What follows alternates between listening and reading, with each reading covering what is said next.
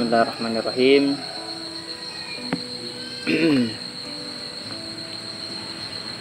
Assalamualaikum warahmatullahi wabarakatuh.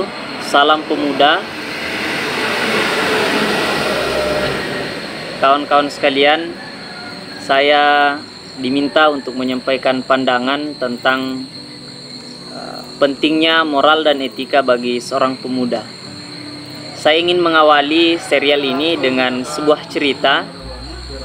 Cerita ini saya kutip dari buku Buru Menjadi Khalifah karya Dr. Muhammad Al-Arifi.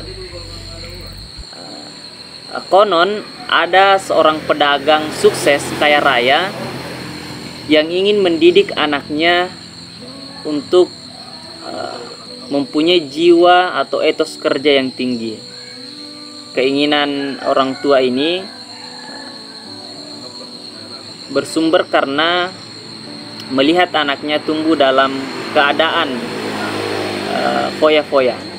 Singkat cerita, sang ayah menyuruh anaknya untuk mengambil sejumlah uang, lalu pergi ke sebuah negeri untuk membeli barang, lalu kemudian menjualnya setelah pulang. Akhirnya sang anak pun menuruti perintah ayahnya, dan di tengah perjalanan pemuda tadi beristirahat di bawah sebuah pohon. Setelah beberapa waktu, ia melihat dari kejauhan ada seekor serigala yang jalan dengan santai, yang loyo begitu lemas, juga singgah di bawah sebuah pohon untuk beristirahat. Berselang beberapa waktu, tampak juga dari kejauhan seekor rusa dikejar oleh seekor singa. Dan singkat cerita, singa itu kemudian diterkam oleh sang singa dan akhirnya ia disantap oleh singa tadi.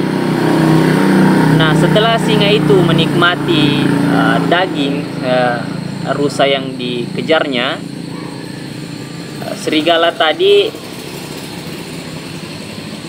menghampiri buruan sang singa setelah singanya pergi. Anak muda ini dalam hati kemudian berkata, singa itu tidak mengejar rusa tetapi juga ikut mendapatkan bagian dari pekerjaan singa.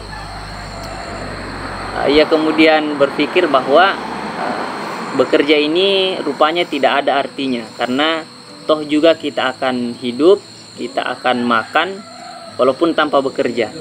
Begitu yang ada di pikiran anak muda tadi. Akhirnya ia memutuskan untuk kembali ke rumah. Sang ayah kaget, heran begitu. Kata ayahnya, "Loh, kamu kan baru pergi tadi pagi. Kenapa Pak cepat sekali pulang?" gitu.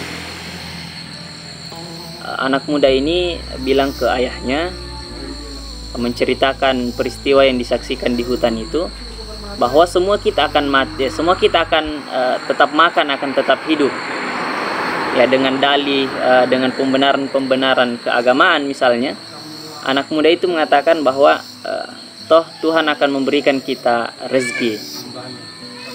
Nah, ayahnya mengatakan pada anak muda ini bahwa betul semua orang akan makan, semua akan hidup dengan rezeki yang diberikan Tuhan. Tetapi ayah menginginkan engkau menjadi orang yang kuat, bukan yang lemah. Ayah menginginkan engkau menjadi seorang pemimpin, bukan orang yang dipimpin. Ayah menginginkan engkau menjadi seorang dokter, bukan pasien.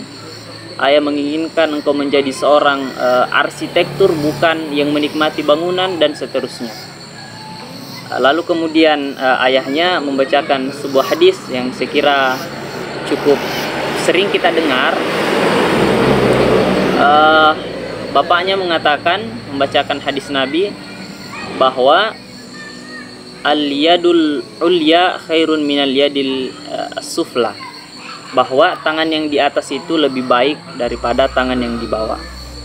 Nah, dari cerita singkat ini, kawan-kawan sekalian, saya ingin mengatakan pada kita bahwa bagian dari moral dan etika yang hari ini mulai tergerus dari seorang pemuda adalah etos kerjanya, adalah semangat berjuangnya, ya. Padahal pemuda yang ada dalam bayangan kita adalah mereka yang sering kita sebut dalam diskusi-diskusi kita dalam kajian-kajian kepemudaan adalah bahwa mereka adalah agent of change. Bahkan hari-hari ini sudah mulai terminologi ini sudah mulai di-up menjadi leader of change. Bahwa pemuda itu tidak cukup menjadi agen-agen perubahan, tetapi yang lebih penting adalah mereka menjadi orang-orang yang memimpin perubahan itu sendiri. Nah, karena itu kawan-kawan sekalian, pesan singkat mungkin saya tentang pemuda, tentang pentingnya pemuda memiliki moral dan etika ini,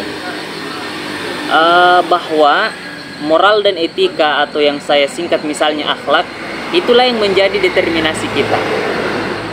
Itulah yang menjadi kekuatan kita dalam karya misalnya atau dalam mengarungi kehidupan ini. Moral etika dasar misalnya kejujuran, kedisiplinan, apalagi ya, keteraturan dan seterusnya. Itulah yang membuat orang-orang sukses hari ini berjaya. Bukan dengan pendidikannya, tetapi karena attitude-nya. Dan itu yang kurang dari pemuda kita hari ini. Semoga bisa menjadi renungan, bisa menjadi evaluasi bersama bagi kita. Sekira itu saja. Saya semoga bermanfaat. Wassalamualaikum warahmatullahi wabarakatuh.